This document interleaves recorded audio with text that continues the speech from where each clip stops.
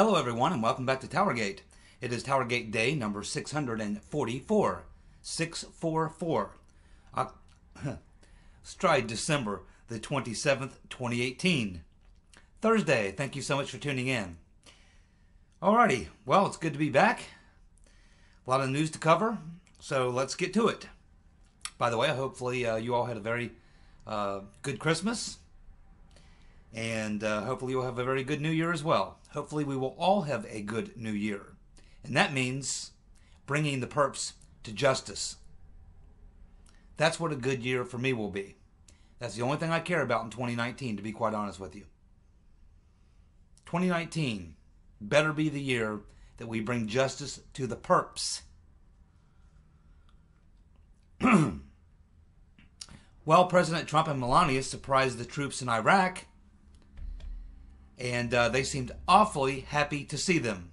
They were taking selfies with them, and they just looked very happy to see the president and Melania. I'm sure they enjoyed seeing Melania. Who wouldn't? And anyway, so that puts to bed all these commentators saying that Trump's never visited any of the troops in the war zone or anything like that. Actually, he's been a little bit busy. He's been a little bit busy fending off the deep state and making America great again. Unlike most presidents who are just simply polishing the chair. Trump's actually doing some work. But he did find time to go visit the troops in Iraq. They looked awfully appreciative and awfully happy to see him and the First Lady. Well done. Let's see. Mark Meadows says that Trump will not budge on the wall funding. Now, there are other reports, and I just saw Mulvaney on, let's see, what was it, Sunday morning, this past Sunday morning? I believe I saw Mulvaney on there saying that they had made a counter offer that was somewhere between 1.3 and 5 billion or something. So it sounded to me like Mulvaney was saying that they were trying to find a negotiation point on the amount for the wall funding. But here we have Mark Meadows coming out today saying that Trump will not budge on the wall funding. And I believe he's talking about getting the $5 billion.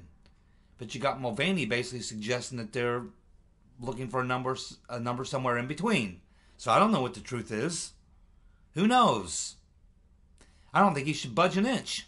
In fact, I told you what I would have done if I were Trump. I would have said, in January, I'm adding another billion to that. It'll be $6 billion. And in February, it'll be $7 billion. And in March, it'll be $8 billion. And we'll do this until 2020 if we have to. And then let the voters decide. Once you go into these types of things, I said two things before this all went down. Number one, you have to be absolutely 100% prepared. You have to say, okay, well, what happens if we don't get a deal in a day or 2 or 3 or 5? You have to be prepared to hold out to the very end, especially if you know you're right and that public opinion is with you. Of course, number two, you have to expect that there's going to be a massive PR assault on you, and so you have to have a plan for a counter PR assault.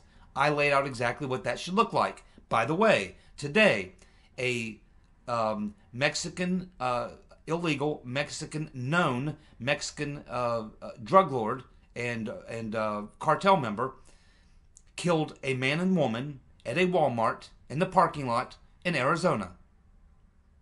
That should have been highlighted today. Was it? I don't know. But they obviously didn't see my video about how to conduct a counter PR campaign because it doesn't appear that they're doing it. He needs me bad. He needs me bad in there to help him direct this PR. Maybe they'll give me a call. But probably not. Okay, so who knows whether or not they're going to negotiate on the wall funding. I certainly wouldn't. Oh, well, it appears that Joe Biden is upset that Obama has been visiting other Democratic potential presidential candidates for 2020, including Elizabeth Warren and Beto. But he hasn't contacted Biden. And so Biden is a little chapped about that.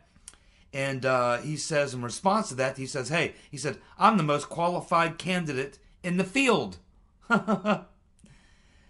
Well, I'd say that the Right Reverend Clinton would have something to say about that, Joe.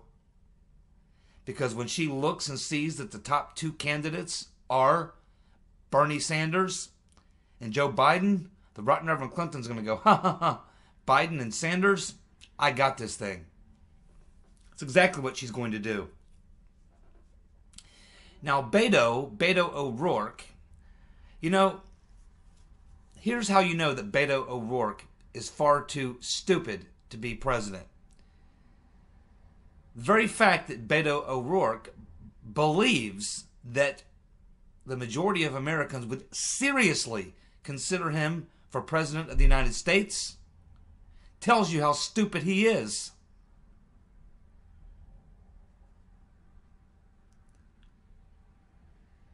Well, Trump, while the shutdown's going on, Trump's busy working back at the White House. And today, or I should say yesterday, on Wednesday, he ended catch and release. He ended catch and release. And so now the asylum seekers will be forced to wait in Mexico, which is in accordance with international law and our law on how these things should be handled. When you are fleeing oppression from a country, you must apply for asylum in the first country that you come to where you're not being threatened. And that in this case would be Mexico for a lot of these people from Guatemala. So he's keeping with the law, and the Mexican government there has said, yes, that is exactly what should happen and will happen. That's what we'll do. So now these people will be held in Mexico. Then they'll have the U.S. Lawyers go to them where they can make their case for asylum. Now remember, to get asylum, you must prove that the government of the country where you live is targeting you because of your political views or some group that you associate with. That is the bar that you must meet. And 99.99999% of these people are not going to meet that standard. And they'll be returned back to their home country. That's what's going to happen. Well done, President Trump. Catch and release has been ended, and the asylum seekers ain't getting in.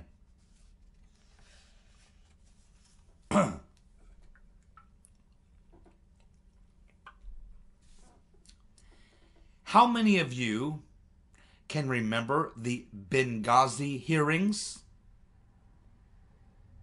How many of you can remember when Rand Paul questioned the rotten Reverend Clinton? And he asked her if she was aware of any guns, weapons being moved through Libya in any way, shape, or form. Moved through, transferred from, or anything having to do with weapons being moved through Syria. At first, his first question was, when he asked the question, he said, yeah, weapons being moved or transferred through Syria into Turkey. And the rotten Reverend looked at Rand Paul and she went, Turkey? Well, gee, I don't know about... And then he cut her off and said, okay, let me rephrase that. Are you aware of any weapons in any way, shape, or form being moved, transferred through Libya to anywhere? And she said, she waffled on it, and then he kind of caught her waffling, and then said, and pushed her on it, and then she eventually had to say no, and then he came back to her and said, let me make sure I understand. You're saying that you do not know of any weapons being moved through Libya, transferred weapons or anything like that being moved through Libya. Is that what you're saying? You're saying you don't know of any of that going on. And the Reverend Clinton said yes. She told Rand Paul that she wasn't aware of any weapons being moved through Syria under oath in the Benghazi hearings. Here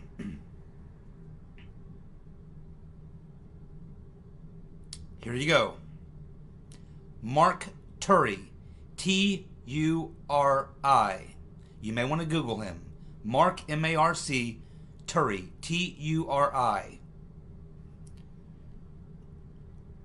Constructed a covert weapons shipments program into Libya in the plot to take out Gaddafi in 2011, while the Rotten Reverend was Secretary of State. The weapons were sent to an anti-Gaddafi group known as the Libyan Transitional National Government, who were supported at that time by the Rotten Reverend Clinton and others in the Obama administration. The point man for this was a fellow named Mustafa Abdel Jalil, Jalil.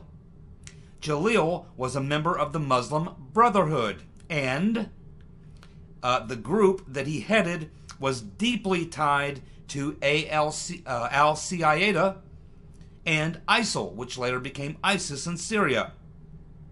Jalil's contact in Syria was his good friend Mohammed al-Zawahiri, the brother of the Zawahiri al-Qaeda leader in Afghanistan, otherwise known as Pipelineistan.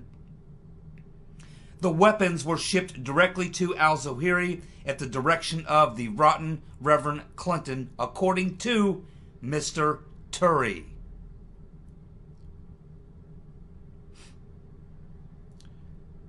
This was being run by the State Department in association with the CIA, and the head of the CIA at the time was Leon Panetta, Susan Rice, Samantha Power, and Obama himself were all key players and in the know about this operation.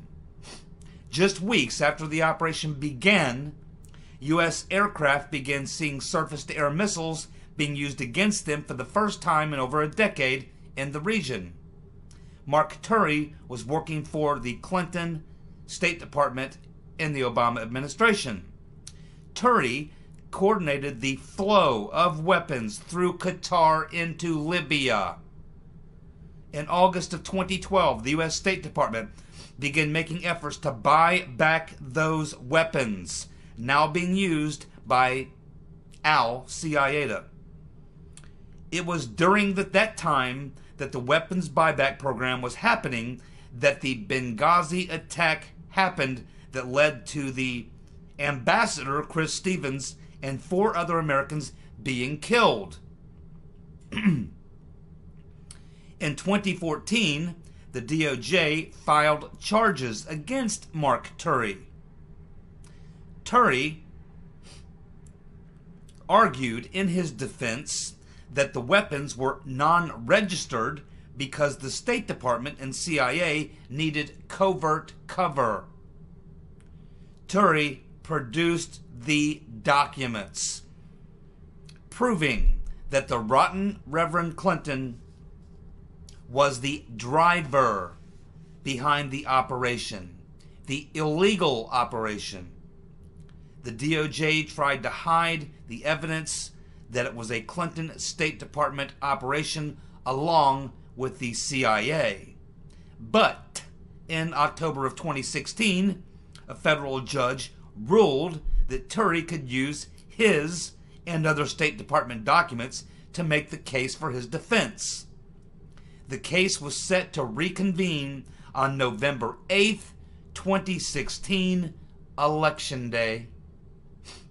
The same day as the presidential election, the case was going to reconvene with the evidence that Mr. Turi now had, which the judge had said, okay, you can use this in your defense. At which time, as a consequence of the judge's ruling that would expose Clinton's crimes, the DOJ dropped their case against Turi. Now, Turi is telling his story. Lynch, Yates, Comey, and McCabe at the DOJ covered it up for the Rotten Reverend and the CIA and the State Department and the Obama administration to make the case go away. There you go. Well, it looks like the case is back because Mr. Turi apparently is not under a gag order because he's out talking about it. Now that he is out talking about it, do you think Rand Paul will make some sort of a motion because he knows that the Right Reverend Clinton lied to him right to his face? He asked her, and he drilled down on the question, made sure not to let her wiggle off the hook. He forced her to say that she knew nothing about any weapons transfer operations, moving weapons through Libya. But here we learn that the Right Reverend Clinton headed up at the State Department, headed up this operation where they used this individual who either knowingly or unknowingly was a member of the Muslim Brotherhood and best buddies with the Al-Qaeda leader in Afghanistan, who was then operating in Syria. They cut a deal with this guy to connect him with this international arms dealer, Mr. Turi, to direct the flow of weapons through Libya to find their way. Now, whether or not the Obama administration and the Right Reverend Clinton intended for those weapons to end up in Syria is not known, but we can assume that they did have every intention of getting those weapons into Syria. Whether they're guilty of doing that on purpose or completely incompetent, that they didn't realize that they got duped. So one of two things happened. Either they knew they were dealing with a bad actor and they were part of the plot to supply weapons into Syria, or they got duped by an individual who they put their confidence in, who then, working with their international arms dealer, directed the weapons from Qatar to Libya into Syria. They found their way into Syria and were used against American troops in Syria.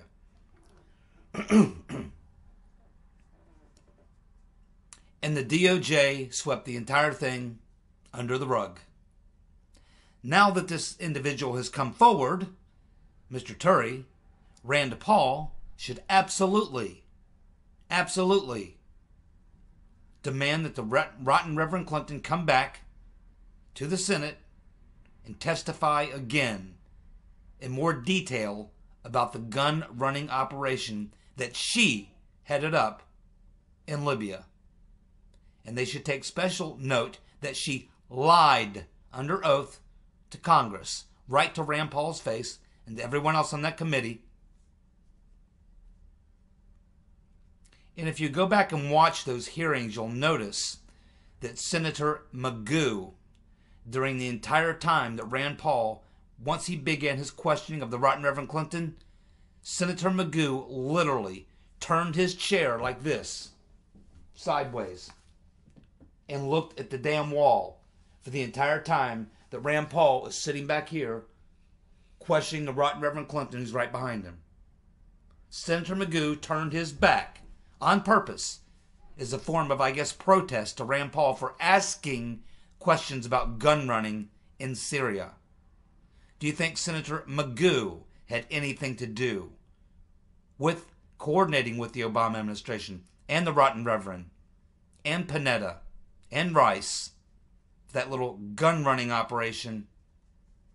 And keep in mind, all this is happening at the time that the Benghazi event happened, where Chris Stevens, who of course was a known specialist in gun running, that's why they sent him there. That was his specialty. He was a CIA gun runner himself. He was probably working with Mr. Turi on the advice of the Rotten Reverend Clinton to move those weapons into Syria, through Libya, and out of Syria.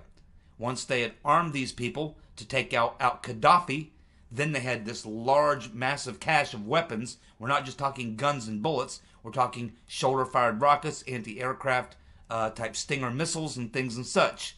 Heavy weapons. The type of weapons that you can't go buy in a gun store. you only get through international arms dealers dealing with governments.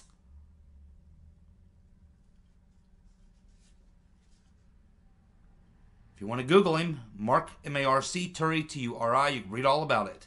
I certainly hope that Rand Paul will bring this issue back up and drag the rotten Reverend Clinton back in. In fact, they should just go ahead and indict her now, Mr. Whitaker. You're the head of the DOJ now, Mr. Whitaker. You have all the documents. You have Mr. Turi's testimony. Telling you. He said it right there in federal district court to a judge. I was an international arms dealer running a covert weapons operation, moving guns through Qatar into Libya and from there into Syria. I was working directly under the U.S. State Department. Head of that State Department was the rotten Reverend Clinton, and she was the driver of the operation. What more do you need, Mr. Whitaker?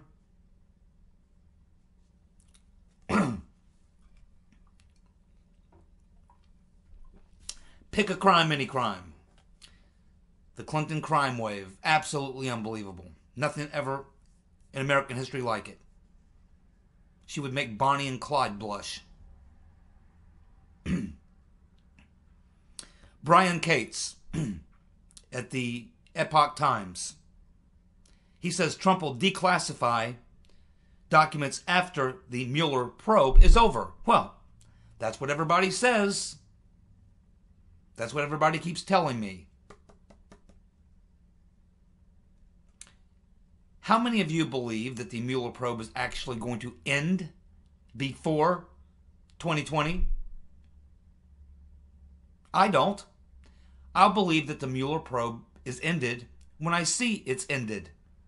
I keep hearing people talking, and he's saying in this article, well, we hear that Mueller's going to produce his report in February. Oh, really? Well, Mr. Cates, have you ever heard of anything called an interim report? An interim report? That is a report that you release at some stage of an investigation.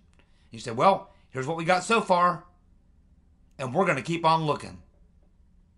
I think that that's what Uncle Bob is going to do. He's going to release what he's going to call an interim report. And he's not going to announce that his investigation is coming to an end at all until he finally runs out of people to harass, at which point he's simply going to put out his interim report, which will give the Democrats what they need to pursue impeachment in the House, and then he'll pass on a bunch of other things to the Southern District of New York, where some real Trump haters are. And Mr. Weissman, who's on his team, will be running the show from Washington. And they'll continue to go after Trump on anything and everything. And these will all be considered investigations, which means when Trump tries to declassify or do anything, they'll say, I'm sorry, you can't do that. You will be interfering with an investigation. This is why Trump has not declassified those documents. It's because he's been advised by Rodenstein that releasing these documents would interfere with an ongoing investigation. That's Uncle Bob's investigation. And if you interfere with Uncle Bob's ongoing investigation, or an investigation going on in the Southern District of New York, or anywhere else on the planet, you will be essentially obstructing. So if Trump tries to declassify while any of these investigations are going on, they'll accuse him of obstructing the investigation, therefore impeachment. You see, if Trump tries to declassify or do anything that would shine a light of truth on what's going on, they will hit him with obstructing the investigation, because declassifying the documents will compromise the investigation. Whose investigation? Uncle Bob's investigation, or whoever he passes it on to. We also learned just before Christmas break that essentially Congress has been blocked, as well as Inspector General Huckleberry Horowitz. has been blocked from seeing certain documents and interviewing certain witnesses that are key to unraveling the Spygate conspiracy. Even Horowitz is being told, just like Congress, sorry, you can't interview these guys. Sorry, you can't look at this. Mueller is protecting every bit of the evidence that would incriminate him and his friends. And he's got Rodenstein protecting him. Now, we understand that Whitaker has been cleared to take over running that investigation. Let's see what he does. Let's see if Uncle Bob tells Whitaker the same thing. He'll say, well, sorry, Matt, I'd love to cooperate with you here, but I'm running my Mueller witch hunt. And I've also got the Southern District of New York, which I'm kicking things over to them. And these investigations are going to be going on for a while, Matt. And releasing any documents or interviewing any of these witnesses or bringing any of these facts to light would compromise my investigation. That would be obstruction. Cates says that people are talking about Uncle Bob releasing his report in February. I'm telling you, I'll believe it when I see it. I think it will be an interim report, which means like a mid-year report. Well, we're about half done. Here's what we got so far. We're going to keep looking. It ain't never going to end, because if it does come to an end, just as Mr. Cates says, Trump will then be able to declassify all this stuff. They'll be able to get all these documents, and Horowitz will be able to interview all these witnesses, and they'll be able to expose the crimes, which Uncle Bob can't allow. They have to get Trump impeached first, or destroyed, and run out of office, or they have to run this thing out till 2020. And if that doesn't work, they'll probably JFK him, or try.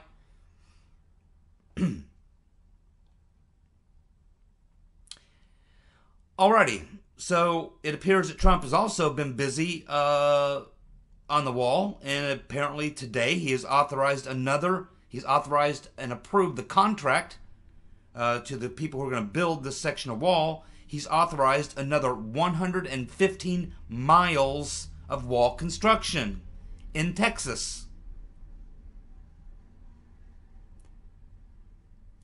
And he's told Chuck and Nancy that the shutdown will continue, long as it takes. He says, until we have a wall. You see, I'm kind of wondering if Trump really wanted this fight, because there are about 3 or 4 ways that we've now learned in the past week that Trump can get the money.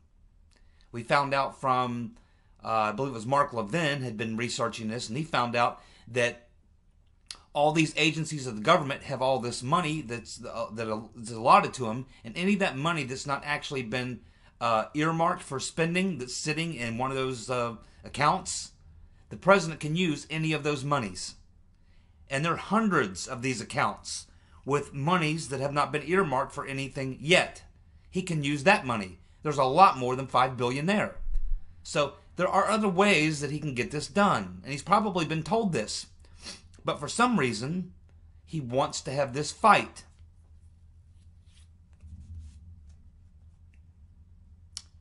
So he may have a plan. We'll just have to watch and see. But we do know that the majority of people support defending the border with some sort of a barrier. You can call it a wall, a fence, or whatever you want to call it.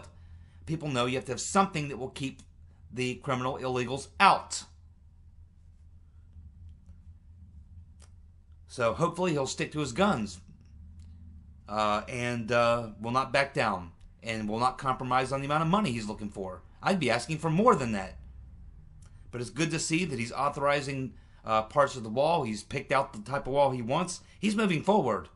As this whole thing plays itself out, if they want to drag this out till 2020, by that time, he says by 2020, by the time he's up for re-election, he will have that section of wall that he wants built done. That's what he's saying. You know, Claire McCaskill has really been had a lot of sour grapes since she lost to Josh Hawley there in Missouri. And she's been lashing out at a lot of Democrats and a lot of Democrat activist groups as well. She's really ticked off that she lost her seat. And so she was doing another interview a couple of days ago, and she told this reporter, she said that she's confused why Ocasio-Cortez is so popular. She can't figure it out. And she says in that same statement, she says, there are large parts of the country that are now rejecting the Democratic Party, like a whole lot of working class white voters. And she also says that rhetoric is cheap, but getting results is a lot harder. So clearly a lot of sour grapes for Claire McCaskill. About 2 weeks ago, right after that race was decided, she went after a whole bunch of left-wing activists who were hitting her on the abortion issue. She didn't want to talk about the abortion issue or the gun issue during the campaign. And so she just didn't talk about it. But these groups from the left kept harassing her. They want her to come out and make a strong statement that she's totally for 100% abortion, 100%, 100% opposed to guns, the whole 9 yards. And she was trying to avoid talking about those two things. And so after she loses the election, then she comes out and basically tells the truth to these groups. She says, look, do you realize what you did? She goes, I was trying not to talk about those issues because of I'm in Missouri. I'm in a very tough race. Talking about those two issues and how I really feel about them would have cost me the race. So naturally I didn't want to talk about them. But you, on the left, forced this on me. Forced the issue. And then I had to come out and try to wiggle my way through it and navigate my way through it. And then my opponent took advantage. So it was you on the far left who are to blame for the reason that we now have a right-winger, Josh Hawley, instead of me. I would have voted for all that abortion stuff. I would have voted for all those bans on guns and all those things. I just couldn't admit it. But you forced me. And now, look what you've got. And she's obviously jealous of Ocasio-Cortez because she's getting all this attention. And McCaskill is not a socialist, really. She and her husband have made a hell of a lot of money as capitalist. She's just a crony capitalist. And she is making a very good point. It's the same point that even crazy moonbeam Governor Jerry Brown out in California just made the same type of a statement a week ago. Warning Democrats. Same as McCaskill. Both of them. These are, Brown's far, far left. And he's telling people in California, Democrats in California, be careful. We are so far left now that we are literally almost unelectable at this point. It's going to blow back on us. We may want to rethink our positions. Here you have Claire McCaskill telling Democrats, guess what? You've moved so far to the left now that you're going to lose a lot of white, Democrat, middle-class, blue-collar workers. Trump already picked up a bunch of them in Michigan, Wisconsin, and Pennsylvania. And he'll pick up even more if you continue moving with this democratic socialist agenda. That's what she's saying. And she's absolutely right. So, that is what is going on. So the big story today, obviously, the Rotten Reverend Clinton caught in another bold-faced lie about the gun-running operation that was going on in Benghazi. And if we ever get to the truth of that, and I'm pretty sure we won't, that is what we would learn. Just as I said many years ago when that was all going on, I was saying back then, I wasn't doing these types of videos back then, but I was saying back then I was a gun-running operation. It's basically what it was. The Benghazi embassy was nothing more than a front for a gun-running operation. Because I looked into Christopher, what's his name, and I found out that his specialty is he deals in arms, moving arms. Working for the Central Intelligence Agency, he's a guy who moves weapons for the Central Intelligence Agency. And that's why he was placed there, by the Rotten Reverend. It was a gun-running operation that blew up. Thank you for tuning in. I will be back tomorrow with more TowerGate. You guys have a good night. See you. Bye.